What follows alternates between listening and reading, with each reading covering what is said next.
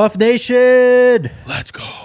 Welcome into DNVR Buffs Primetime. We're presented by Illegal Pete's, everyone's go-to spot for burritos, buddies, and beers. Jake and RK here. I might go for third straight day of Illegal Pete's today. 3 straight, wow. I'm trying to think of like something else that sounds And good you're for rocking lunch. the shirt. And I'm rocking the shirt. Oh, I can't go there. Why? That's like wearing the band's shirt to the concert. Wait, you can do that, though. No, you can't. Why not? Well, you can do anything, but it's just frowned upon. Is it really? Yeah, it's like a... What better time to wear a band shirt than at their show, I don't know, though? it's just like an unwritten rule of concert going. You don't wear the band shirt to the concert. Wow. I've been breaking a lot of rules then. Oh, no. You should wear like a band that's like adjacent. So it's like, oh, yeah, I'm a big alternate rock guy. Right. Alternative rock. But you don't want to give away like, oh, I'm a fanboy of Green Day. I guess, but like you're already there singing the songs and all that. Like you're already a fanboy. You bought concert tickets. It is funny. It would be like, oh, you can't wear a team's gear to the game. Yeah. Yeah. Like, well, when you like watch old games, that's like one of the things that stands out to me. Is the crowd's always wearing like regular like clothes, like yes, you like see, really like, old game. Yeah, like you watch a Broncos game from like 1980s, and there's like hardly any blue and orange in the stands. I know. When I went to the game in Leeds, I was like, oh, I got to get a jersey. Mm-hmm. And then I was surprised, like not everyone was wearing jerseys. Yeah, like some people were just like wearing a sweater, right, or just like a red T-shirt or yeah, something. I was like, this is kind of odd. They wouldn't wear red there. That's one of course the things not. I love about Leeds. They hate red just as much as we do. Love that. Why is that? Manchester United. Okay. I should have guessed.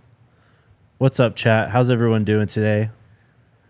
I assume everyone's kind of seen the news that Pat McAfee just broke 30 minutes ago or so. Yep. Coach Prime to have emergency surgery on a blood clot in his groin. We'll get back to you, chat.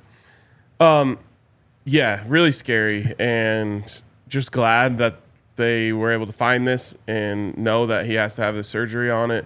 We're thinking of Coach Prime. Hope everything goes smooth. But, man, he has been through it over the last couple of years. And, you know, who knows what the cause of all this is, but we do know one thing, which is that he has pushed his body to the absolute limits at every phase of his life. And it's just scary, you know. It's such a reminder of our, and not to get like morbid here, but of our mortality. Like if Coach Prime can go through this, anyone can. For sure. I think it's worth saying though that he's in probably one of the best possible places he could be at CU with the facility right there. I think it's second floor, just right under him. I mean, the guy can get checked out almost instantly, and I'm assuming this is how this was probably discovered too. Go ahead and throw up that video from the Pat McAfee show. This is him breaking the news.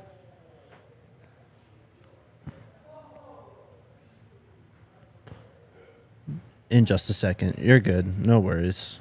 Bear with us, guys. By the way, there's segment 2.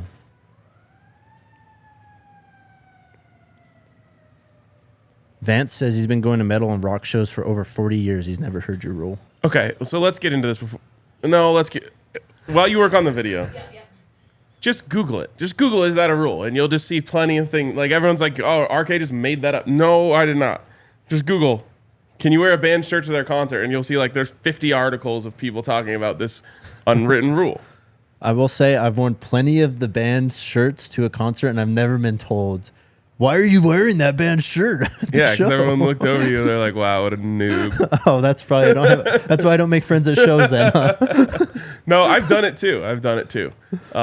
But eventually the news got to me that you're not supposed to do that. Do you have it, Alyssa? If not, no worries. Okay, go ahead. Throw it up. Serious news. And we got it because we're incredibly lucky to have Adam Pac-Man Jones with us every single week. There is some news coming out of Colorado about Coach Prime, Deion Sanders. And I want to make sure I get this right. You were talking directly to him. A blood clot has been found in his groin. Yes. And he has like emergency surgery happening tomorrow. Yep, 6 a.m. Hey, Coach, come on now. Peace and peace. Pulling for you, Coach. We are pulling for you. This comes after, I think there was another surgery that was being talked about within the last couple of weeks. And what I find so incredible here is if you were to follow along with the Instagram, his Instagram, Colorado Buffalo's Instagram, or any other Instagram, he's still coaching, still going, still working, still doing everything. It's like nothing has stopped. And then you get some news like, oh, a big surgery's happening last week. And then that surgery kind of disappeared from the conversation. And then this morning you say he's got a blood clot in his groin, has to have emergency surgery tomorrow. It's like, man, what all is going on with Deion, Coach Prime, while he's still trying to lead 100 and some men? It is quite a time for him. And please let him know that the entire football world is like, come on, Prime, you got this. You're literally better than everything. But we also hope that he doesn't have to continue to go through shit and just kind of do his thing. I totally agree, man. I had a chance to talk to him this morning. But he's up speaking. I said, man, I hope they don't have to cut off your dick. That's what I told him. I said, bro, it'll be bad if they have to cut off your dick, bro. Just cut the leg off. We are such a childish operation. We're talking about emergency blood clot surgery, and everybody's mind, as soon as we heard it was in the groin, was like, what are the Of course, Pac-Man had to take it there. Of course. But seriously, on a serious note, just all of our thoughts with Coach Prime, hoping that the emergency surgery is successful and he can recover and get back to normal life as quickly as possible.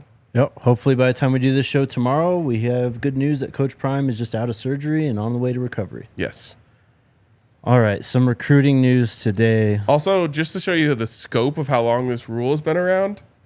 Oh, God. I Googled it. There's an article about it from 2012 and one from 2023. So 10 years. Well, I mean, that's just the first two. Like, it's just been around for that long. That's also, fair. I don't care if you do that for what it's worth. We're going to put this to a Twitter poll. Fair enough. Recruiting news. Charles Lester III. We talked about him yesterday because him and Zakal are teaming up. Yep. He posted pictures at Michigan State in Mel Tucker's car yesterday. Crazy, man. He said he was only taking, it wasn't an OV. He said he was only taking 4, but then he also said Georgia, not going there anymore. Well, and he said for personal reasons or something like that. It could mean he just has something going on this weekend and he'll go back there later. But he said his commitment date for, I think, later in the month, right? Or later in July. So yep, we'll see. He wasn't the one that was July 4th? No, that's Kylan Fox. Okay. We have that coming up too. But Charles Lester III is he's enjoying himself, taking the tour, as he should. Absolutely. He's going to see the whole country by the end of this. Probably. And maybe back in Boulder too. LaMason Waller, do you remember him? Been to Boulder 5 times, 2025 guy. Said he's going to drop his top schools soon. I'd imagine it's pretty much a lock. We see a CU Ralphie logo on that list whenever it drops. Yes, sir. So stay tuned for that. Joel Klatt, our guy, he went on. Whose show did he go on? He went on the Will Kane podcast and gave his expectations for this year. Remember in a sit down with Coach, that's where the stat came up. Lost by 29 average points. Yeah. And he was explaining, 4 wins is a massive jump for any team in college football. His quote, "I'm a Colorado alum. The expectation that they're going to be like gangbusters this first year is somewhat unrealistic. And the reason is because what I tried to explain to Coach Prime, a +3 or 4 in the win column is a drastic improvement for any team in the country. Much less a team that was 1-11 and lost by an average of 29 points. So if I offered you 5 and 7 right now, are you happy?" Well, am I happy? Yes. But I thought you were going to say, are you going to take it? Well, would you? If you're saying you can have 5 and 7 right now, no more, no less, I'm not taking that deal. Rolling the dice. I'm rolling the dice. Love to see it. It reminds me of the conversation we had on the Broncos pod the other day, which was, would you take 9 and 8 right now, knowing that doesn't get into the playoffs? Right. The answer is no. You play to make the postseason. So I would rather take the chance of making the postseason than accept the 5 and 7. Would I be happy if they were 5 and 7? Yes. I think I've said this before. I finally nailed down my scale of what I want this year. To me, 4 wins is acceptable. It means marked improvement. Things are heading in the right direction. I don't think it kills the recruiting momentum. And I also don't think it helps it. 5 wins is good. That was a good season. There's just nothing you can say turning back and saying that wasn't a good season. 6 wins is a complete success. Complete success. Anything more than that, of course, is just a bonus. But I'm with Joel to a point. He says that 3 to 4 wins in college football is a massive improvement. It is, with the team that you played with last season. Right. We're using hundreds of years of context for that statement that 3 to 4 wins is a massive improvement. And that's usually your juniors became seniors and they grew up and, became leaders. And then you had this big jump their final season. This is so different. It's completely and utterly unprecedented. It's an entirely new team. The record from last year literally means nothing. Mm-hmm. The only bearing that that last year has on this season is that it's the reason why there's a whole new team. So yes, are we going to learn what happens when you have a whole new team? Yes. We don't know what that looks like. Right. The entire team is new. We have no idea what that means. We've never seen it happen before. Yep. So that is going to be a whole new precedent for how much you can improve a team in 1 year. That might end up being 5, 6, 7 wins that you can improve over 1 year if you redo the entire roster with an elite recruiter. Right. By the way, talking about elite recruiters, did you see Darius Dardenbach's and Corey Phillips' picture yesterday? No. The whole recruiting staff, up in the mountains near Boulder. Oh. # roster flippers. There you go. There you go. All right. Shout out to Saturday Neon. How's the spirit of the Buffs today? Ooh, let's find out. Oh, geez. There we go. Oh, she's strong. Glowing. Beautiful. Saturday Neon's a company started by 2 friends and former college roommates at CU. They're based out of Denver. They make these super sweet LED neon signs for 19 select schools, including Colorado. Many others. They're great for offices, man caves, dorm rooms, or your basement, whatever. Go to SaturdayNeon.com. Use the code DNVR. You'll get 10% off your order today and free shipping for orders over $200. Also, shout out to Shedeur's number 2. It's grilling season. Make sure you're prepared to take on the grill with Shedeur's number 2. It goes great on absolutely everything. You can go to plbse.com. Use the code ALLCITY. You'll get 10% off your order of Shedeur's number 2. Any Shedeur's number 2 experiments coming up? Ooh, I think I want to hit the grill today, although the weather doesn't look like it's going to be grill weather. Yeah. So we'll see. It was, last night was insane. Wild. Yes. I've never seen a storm like that at night in Colorado. We get some crazy storms maybe once or twice a year. Right. But I've never seen it hit at night. That was insane. Also, hope everyone that was at Red Rocks is okay. Yes, of course. Star Miko's comment, Alyssa, we'll talk about that. All right. So there was an article that I came across on 247 Sports. Pac-12 football ranking teams by returning starters and overall production in 2023. Got to be last in that. Well, there it is. Colorado comes up last in this. Of course they do. That's a good thing. It is. But these guys played football last year. Yes, but we're talking about returning, which means to the same team. But we can project a little bit, right? We can. I'm just saying, if this is the premise you're going to make a rankings on, Colorado can't be anywhere but last. Stanford was in 11th. They only have 2 more returning starters than Colorado. Wow. 2 offensively, 3 on defense. Arizona State was at 10. Wait, what are the returning starters that they said? Van Wells? I don't even know. They didn't even say. They didn't list it? Okay. I mean, the players they mentioned were Travis, Demoy Kennedy, Alton McCaskill, Jimmy Horn, and Derek McClendon. So 0 of those guys are returning starters. Well, okay. They said 2 offensive. So Van Wells and... Tank, yeah. Defense, it says 1. Trevor Woods. Trevor, yeah. Go after him. Yeah. 10th is Arizona State, 5-5 on each side. Arizona State, 8 on offense, or Arizona, 8 on offense, 3 on defense. That offense is going to be tough this year. Washington State is 6-5 offense and defense. They're at 6 or 8. UCLA at 7. Only 3 returning starters on that offense, but 7 defensively. Crazy. Cal actually has 8 returning starters offensively and 10 defensively. I don't know if that's a good thing, though. So Zion's saying, how can you rank a team that brings a 90% turnover rate? These people doing the rankings are just straight up haters. I think the 90% turnover rate is exactly why they're last. If it's based on returning, like I said, there's no place they could be but last. The thing is, that shouldn't be interpreted as a bad thing. It should be interpreted as a good thing. Right. But, a lot of people talk about how returning production is a great metric for how teams will do in college football. Like, if you listen to handicappers, they'll say, like, you should bet the over on teams that return a lot of their production. Mm-hmm. The thing is, you have to have production to return. Right. The Buffs didn't have any. So they flipped the whole roster. They're going to end up last on any ranking that is about returning production. So number 1 was Washington with 7-7.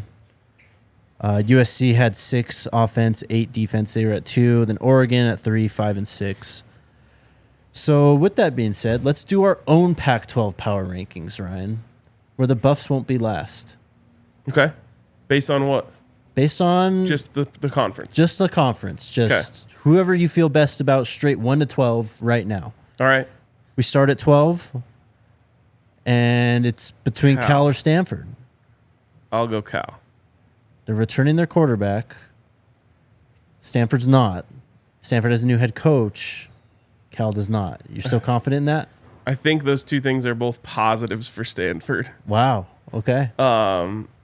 Although David Shaw was a good coach. Right. All right, let's go Stanford last.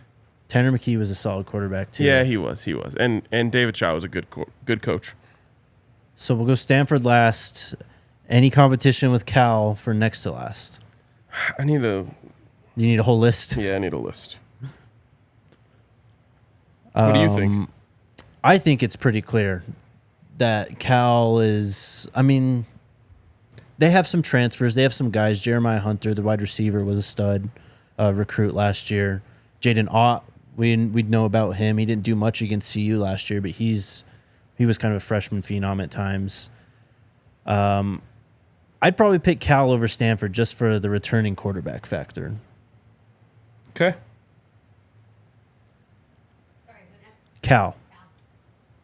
Yeah, I would have had them last, so to me they're definitely 11th. Or I originally had them last. You talked me out of it.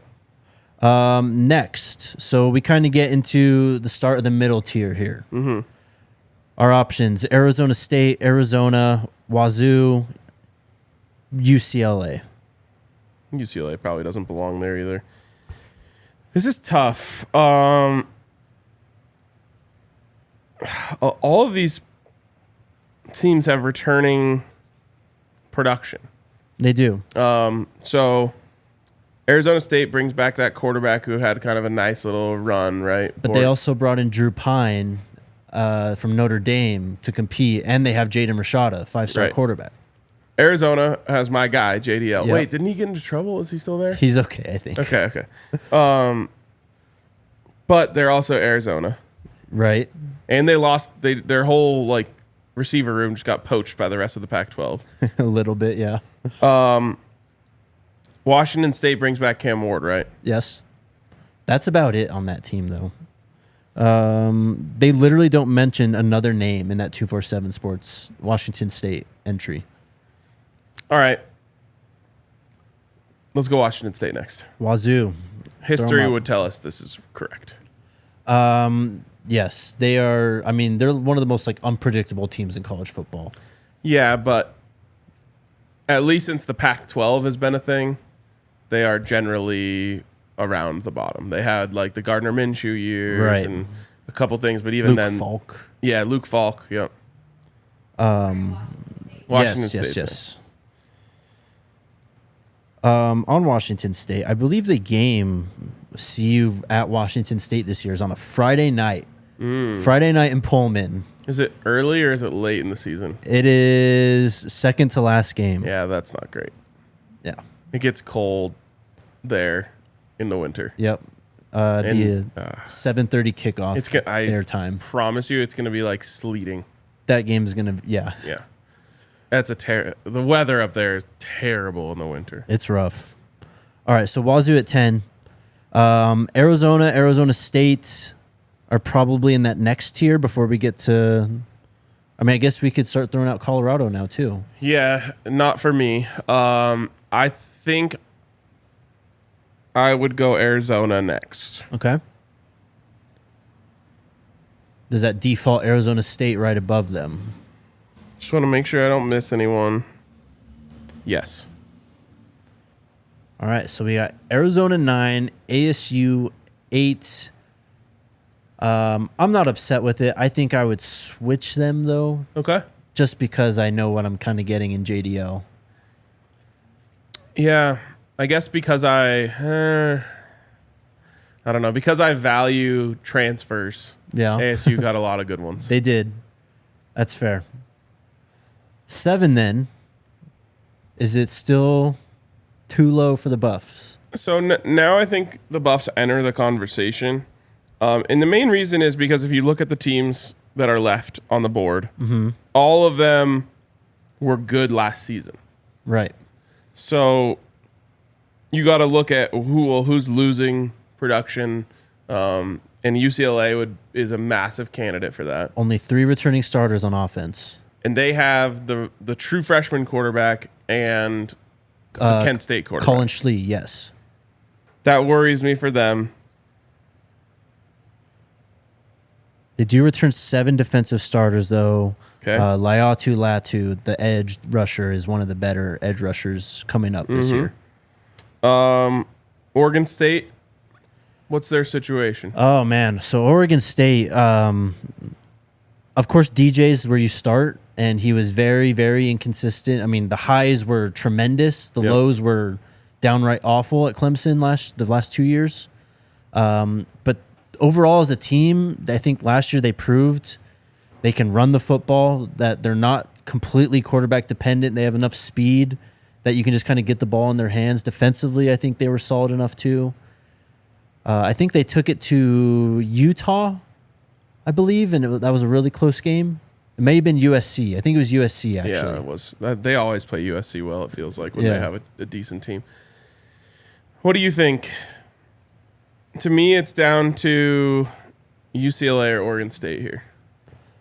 I like Oregon State more than. Okay. I mean, UCLA is just a wild card. It depends on if Dante Moore plays right away, the 5-star quarterback. And then, I mean, new running back, they're going to have to. Wait, you said you like Oregon State better, right? Yes. Okay, so UCLA. So UCLA, sorry, Alyssa. I just know kind of what I'm getting more so in Oregon State, even with the quarterback who's been so inconsistent, I feel like. Yeah, to me, it's a quarterback sport. Counting on a true freshman to come in and be your starting quarterback is not great. And if you start calling Schlee, you definitely have a bottom half of the conference quarterback. Right. And to me, that gives you a bottom half of the conference team. It's fair enough. UCLA is solid in the trenches, though, so, I mean, we'll see. Then 6th was Oregon State. Do you want to go Oregon State there, or do you want to go CU here? I'd probably go CU, to be truthful. Then. Okay. I'm cool with us being at 6. Okay. And the big thing is the unpredictability. Right. They could easily be a top 3 team, I think. But as it stands right now, we're talking power rankings. We don't have a lot of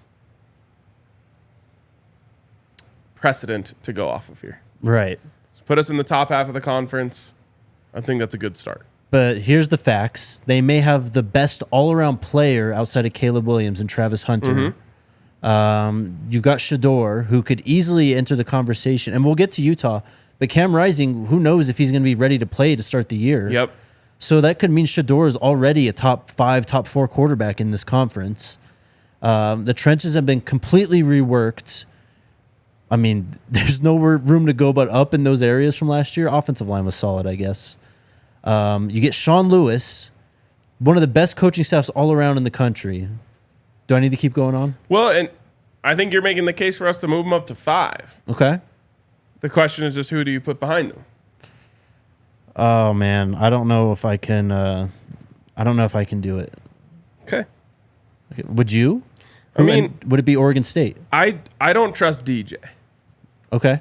and so that's for me. Like I think Shedeur is better than DJ, That's fair.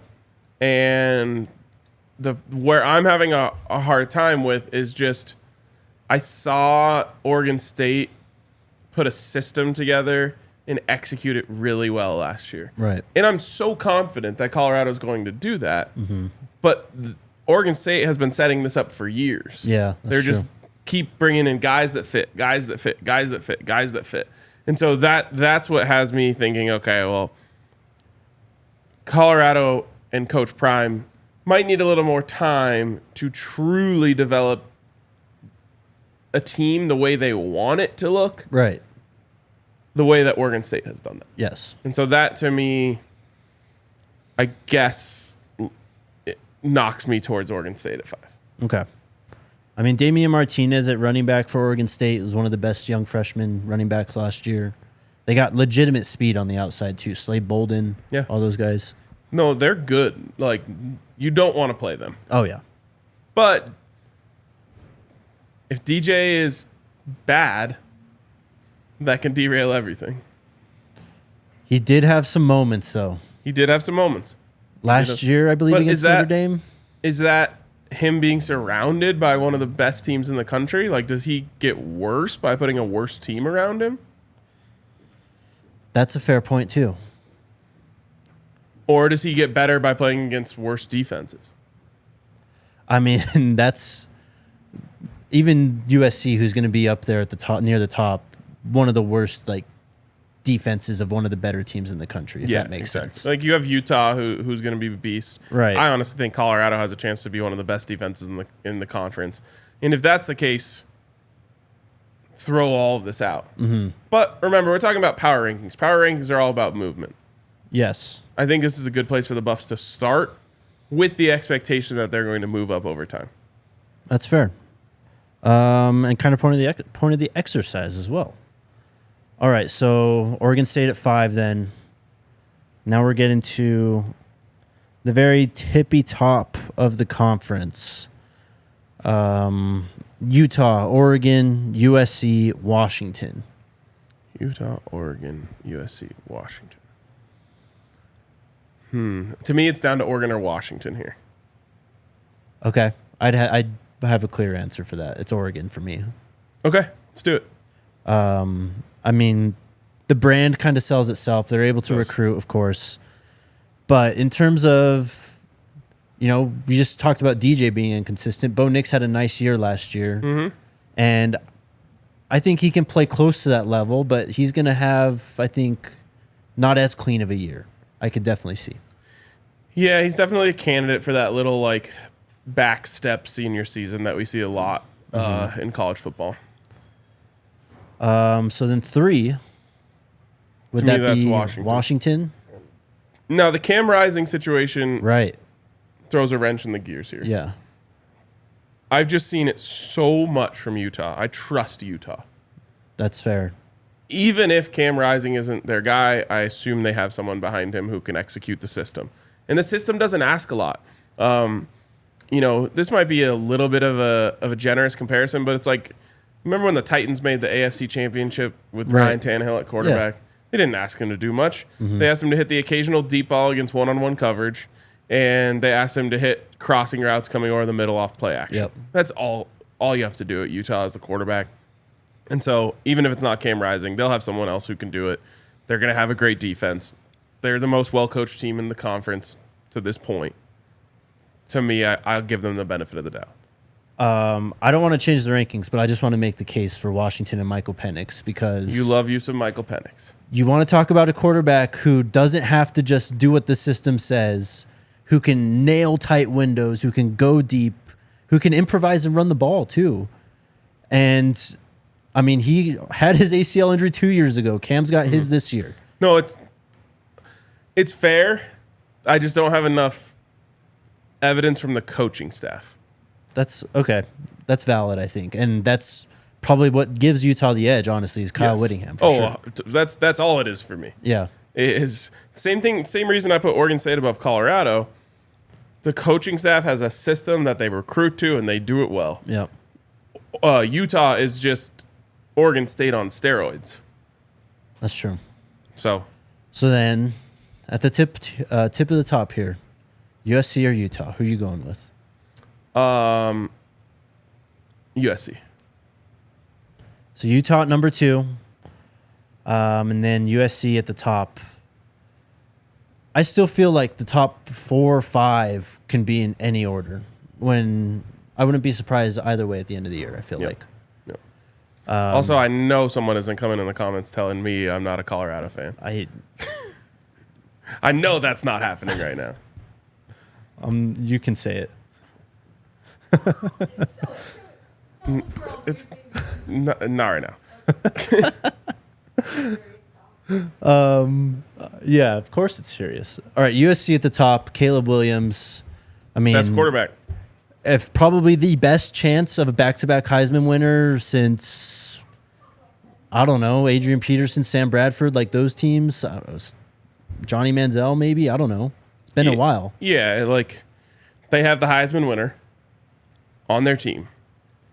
So there you go. Receiving core is out of this world, even after losing Jordan Addison. I'm just so concerned about this defense from them. Look, is there anything I would like to see more than the fall of Troy? You know, like Right. I want to see them suck this year. Right. I hope everything goes wrong for USC. But this is power rankings. This is based off of information that we have. The information tells me they have the best quarterback in the country. Yeah. End of discussion, in my opinion. Like, football is a complex game.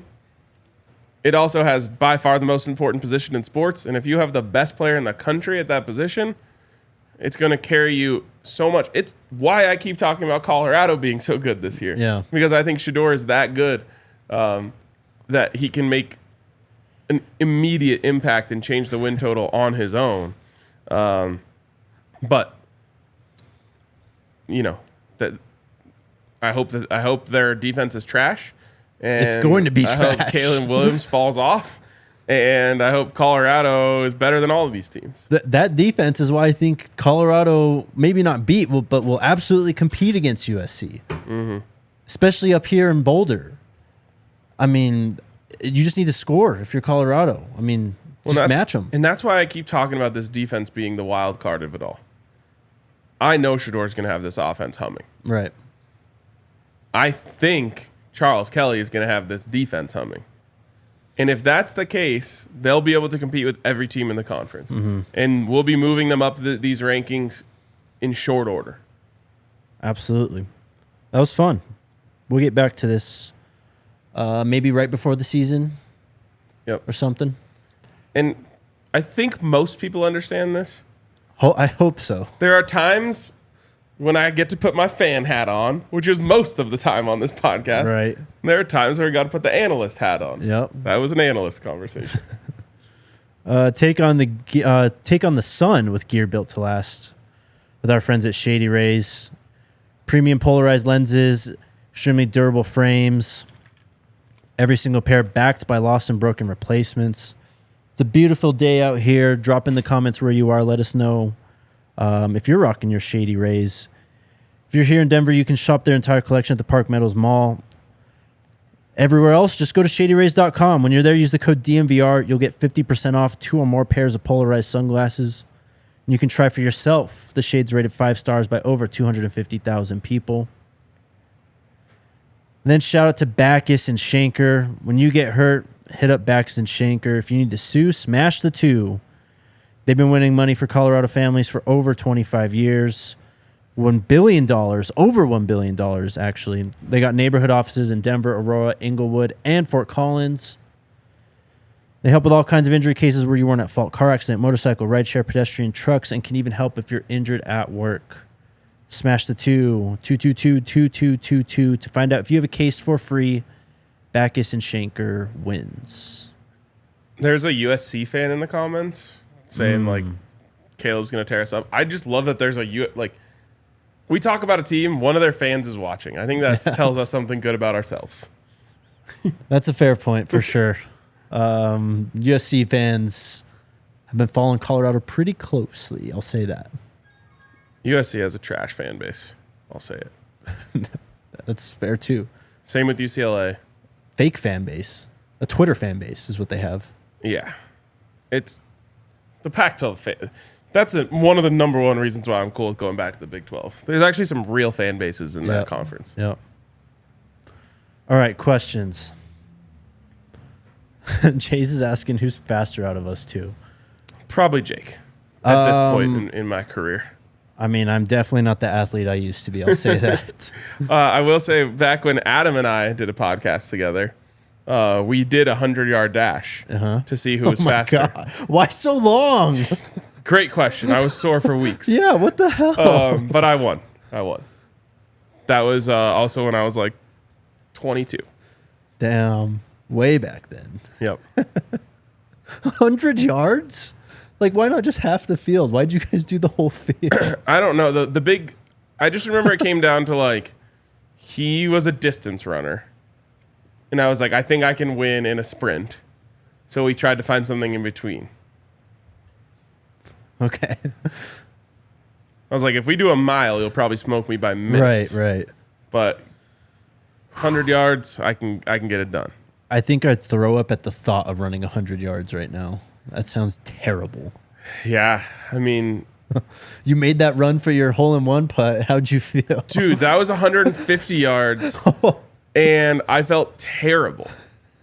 I never thought about it until after I was done. I was like, when's the last time I sprinted 150 yards? Yeah. Long time ago. Was not enjoyable. Oh, man. I need to get in better shape. That is for damn sure. King's asking, when will we get Bucky and Darius on? We've had Darius on. Probably get him back soon. Bucky knows that he has a all-time standing invite to this show if he ever decides he wants to be on. We'll get him. Miko, okay. What was his name? We talked about him on the show yesterday. I don't have it right now. Bernard Causey, the 3-star cornerback. Remember how we talked about him yesterday? I told you we have this commitment coming up. He already posted hashtag ScoBuffs, buff emoji, posted the picture with Prime. And then at his commitment, he's like standing up in front of everyone, like takes off his sweater, and it's a CU thing. And he goes, hold on, one more. And then he goes to Ole Miss. I wouldn't say that's him trolling us. That's like the oldest trick in the book. It is. But CU's been being used for some clout chasing here. That's for sure. But the put on one hat, switch it, put on another hat thing has been going on for sure. Forever. But it's just, I mean, we've seen Stacey Gage kind of did this too. He did the same thing, posted the picture with Coach Prime. Next day, commits to UCF. How valuable is a recruit's picture with Coach Prime right now? That is worth like thousands of followers. Yeah, exactly. It does instant numbers. Just interesting. Keep an eye out there for some of these things. Clout chasing. Yeah. Big TZ. When Coach Prime was away at JSU, Shedor's play suffered. Will this be a distraction for him and others?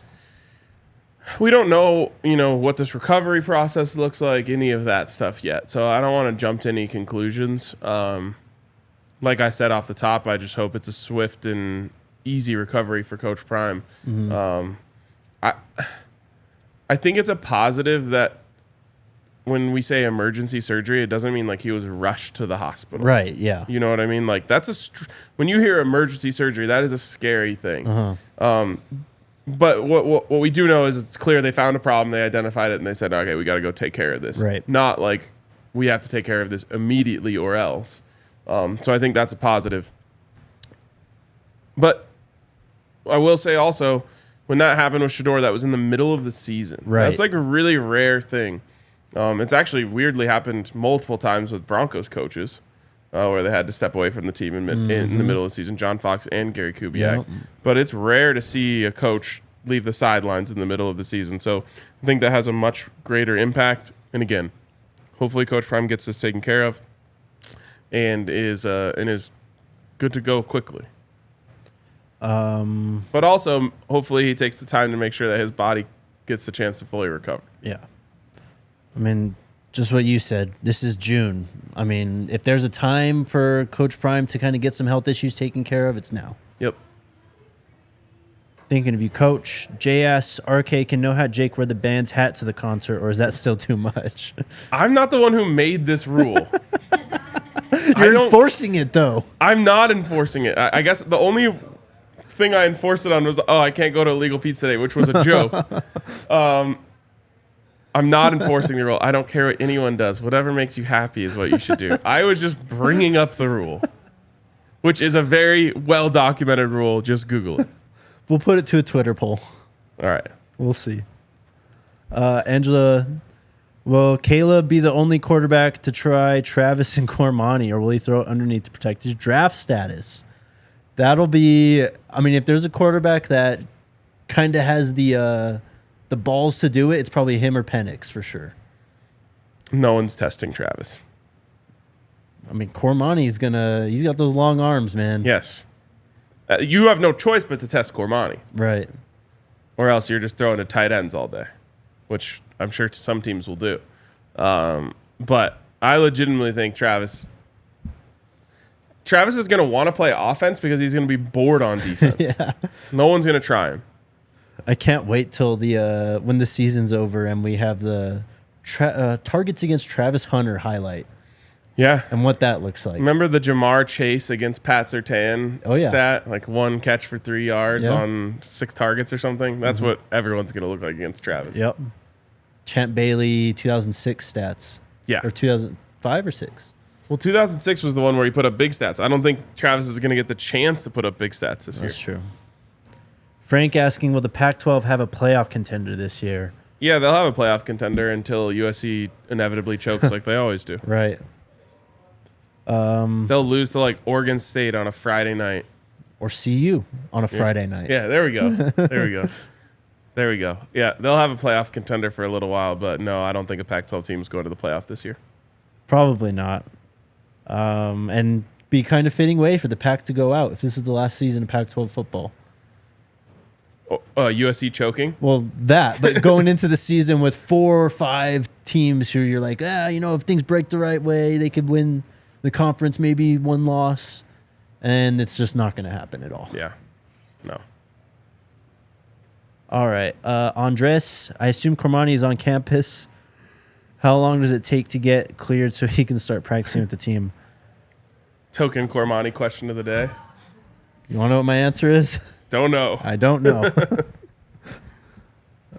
Larry, I will be glad when folks see Cormani on film so people can stop asking. You and me both, brother. You and us both. D-Lee, did you guys see the well-off yesterday showing the O-line versus D-line reps? D-line's different attitude and energy was definitely noticeable. Bishop Thomas is going to be a beast. Let's go. That's why he didn't show up on the not talked about enough list yesterday. Exactly. We've been talking about him a lot. All it took was the first play of that his huddle highlight tape. Yep. Just seeing him split out in the slot to know, okay, there's something here. Yes. But yeah, that was a good video.